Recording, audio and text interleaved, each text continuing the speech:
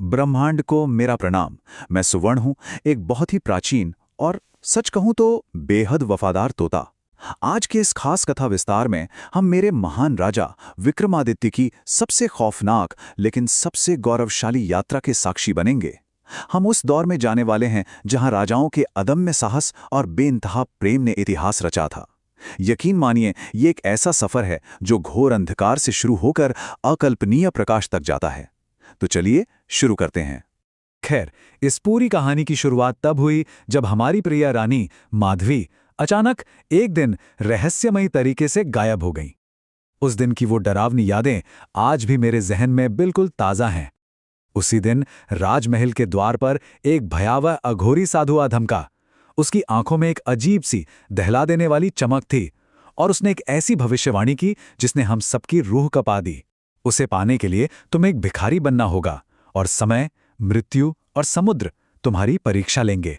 बस इसी एक वाक्य ने हमारे आगे के भविष्य की दिशा तय कर दी थी। पहला भाग, द बेगर किंग, यानी प्रेम का शाही बलिदान। भविष्यवाणी सुनते ही मेरे राजा ने बिना एक पल गंवाए, बिना किसी हिचकिचाहट के अपने रेशमी राजसी वस्त्र त्याग दिए। अपना पूरा साम्राज्य, अपनी शान और शौकत सब कुछ पीछे छोड़ दिया। उन्होंने एक साधारण भिखारी का भेष धारण किया और केवल अपने इस वफादार पक्षी यानी मुझे अपने कंधे पर बिठाकर अनजान राहों पर निकल पड़े। ये सच्चे प्यार के लिए किया गया एक अविश्वसनीय त्याग था।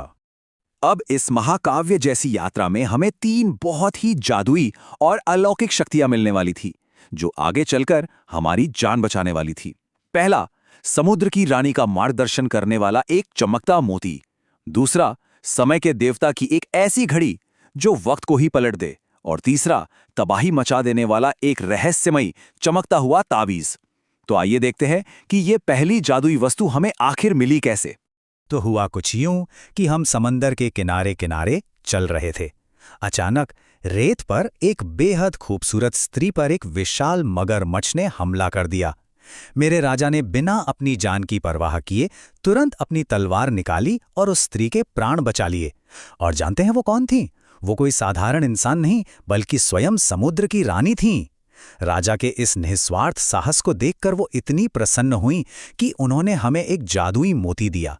एक ऐसा मोती जो कितने भी गहरे संकट में क्यों ना हो, हमेशा सुरक्षित रास्ता दिखा सकता था।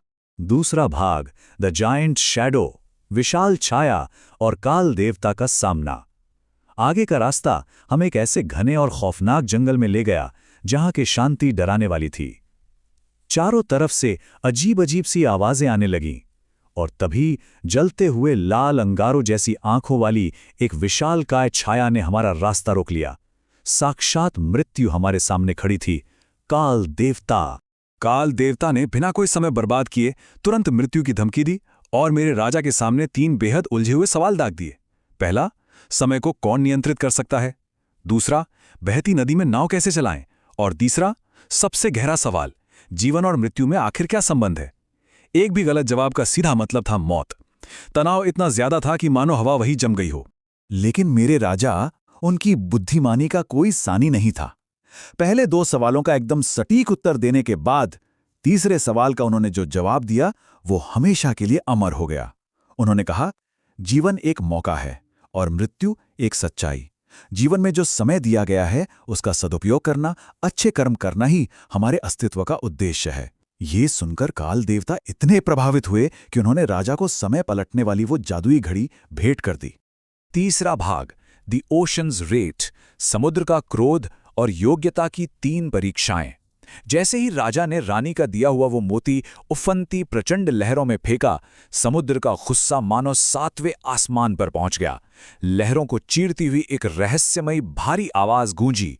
उसने साफ कह दिया कि रानी माधवी को वापस पाने के लिए राजा को अपने साहस, अपनी बुद्धि और अपने प्रेम की तीन भयानक परीक्षाएं देनी ही होंगी।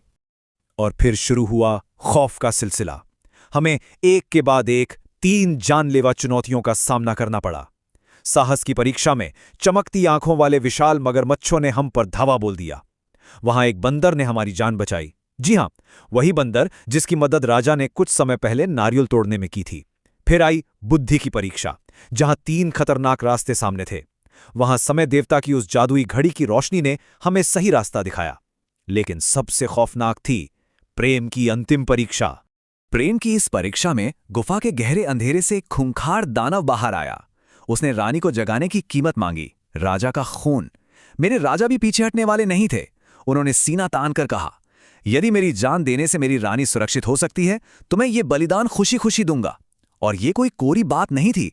जैसे ही राजा ने अपनी ही जान लेने के लिए तलवार उठाई, वो दानव अचानक गायब हो गया। वो सिर्फ एक छलावा था। और ठीक उसी पल हमारी रानी माधवी अपनी गहरी नींद से जाग उठी। क्या अद्भुत पल था वो। चौथा भाग, द डार्क किंगडम, अंधकार में राज्य और क्रूर राक्षस कालांतक। मिलन की ये खुशी ज्यादा देर नहीं टिक पाई। रानी माधवी ने हमें एक ऐसी भयानक सच्चाई बताई जिससे हमारे पैरों तले जमीन खिसक गई। हमारे पीछे से हमारा वो हंसता खेलता समृद्ध राज्य एक क्रूर और विशालकाय राक्षस कालांतक के कब्जे में जा चुका था। वो मासूम जनता को बेरहमी से कुचल रहा था। अब हमारे सामने एक ऐसा यक्ष प्रश्न खड़ा था जिसने हमें अंदर तक सुन्न कर दिया। एक साधारण नश्वर इंसान एक अजेय दानव को भला कैसे हरा सकता था? ये बिल्कुल असंभव लग रहा था। इस महायुद्ध में उतरने से ठीक पहले हमने एक रहस्यमयी गुफा से एक चमकता हुआ जादुई ताबीज तो हासिल कर लिया था, लेकिन क्या सिर्फ एक ताबीज उस खूंखार शैतान को मिट्टी में मिलाने के लिए काफी था? जब हम लौटकर अपने राज्य पहुंचे तो मंजर सच में रुला देने वाला था। राज्य की आत्मा ही जैसे छिन चुकी थी। खेत पूरी तरह सूख चुके थे, मंदिर खामोश थे और लोग आतंक और भूख से कांप रहे थे। और दूसरी तरफ राजमहल के प्रांगण में खड़ा वो विशाल राक्षस ठहाके लगाकर हंस रहा था। उसका काला जादू मेरे राजा पर भारी पड़ रहा था। हर गुजरते सेकंड के साथ ऐसा लग रहा था कि हम ये लड़ाई हार रहे हैं। उम्मीदें टूट रही थीं। लेकिन तभी चीजें बिजली की रफ्तार से पलटी। रानी माधवी ने पूरी ताकत से चिल्लाकर कहा कि समय की घड़ी का इस्तेमाल करो। राजा ने एक पल भी बर्बाद किए बिना घड़ी की सुइयां उल्टी घुमा दी और उसी पल समय रुक गया। दानव की हलचल एकदम धीमी पड़ गई।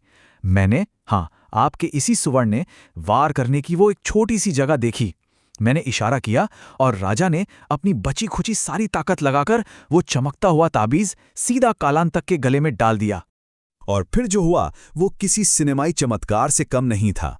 ताबीज के छूते ही वो अजय कहलाने वाला दानव चीखता चिल्लाता हुआ देखते ही देखते राख के ढेर में बदल गया।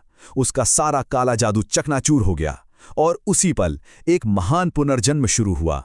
उस राख के बीच से जीवन फूट पड़ा। जो खेत सूख चुके थे वो अचानक हरे भरे हो गए। सुनी गलियों में फिर से सुनहरी रोशनी भर गई और बच्चों की वो प्यारी सी हंसी हवाओं में फिर से गूंज उठी। ये अंधकार पर प्रकाश की सबसे शानदार, सबसे अद्भुत विजय थी। पांचवा भाग, समृद्धि की वापसी, एक नए युग की शुरुआत। राज्य से अंधकार के बादल हमेशा हमेशा के लिए छट चुके थे। मेरे राजा विक्रमादित्य और रानी माधवी ने मिलकर उस राज्य को फिर से खड़ा किया। जो राज्य कुछ समय पहले मौत और डर के साए में घुट रहा था, वो अब पहले से कहीं ज्यादा भव्य, समृद्ध और खुशहाल बन चुका था। इस पूरे रोंगटे खड़े कर देने वाले सफर का असली सार यही है। सच्ची जीत कभी आसानी से नहीं मिलती। इसके लिए सीने में असीम साहस, कभी न टूटने वाला धैर्य, अटूट प्रेम और सबसे बढ़कर समय का सही उपयोग करने की समझ होनी चाहिए। इन्हीं गुणों के दम पर एक साधारण मनुष्य ने मृत्यु, समय और राक्षसी शक्तियों को भी घुटने टिकने पर मजबूर कर दिया। तो अंत में मैं सुवर्ण हम सबके लिए एक सवाल छोड़कर जा रहा हूं, ये जानते हुए कि हमारा जीवन केवल एक छोटा सा क्षणिक अवसर है। इतिहास हमें हमारे दिए गए समय के लिए कैसे याद रखेगा? ये एक ऐसा विचार है जिस पर हम सबको गहराई से सोचना चाहिए। ज्ञान, साहस और प्रेम के इस अद्भुत कथा विस्तार में शामिल होने के लिए हृदय से धन्यवाद।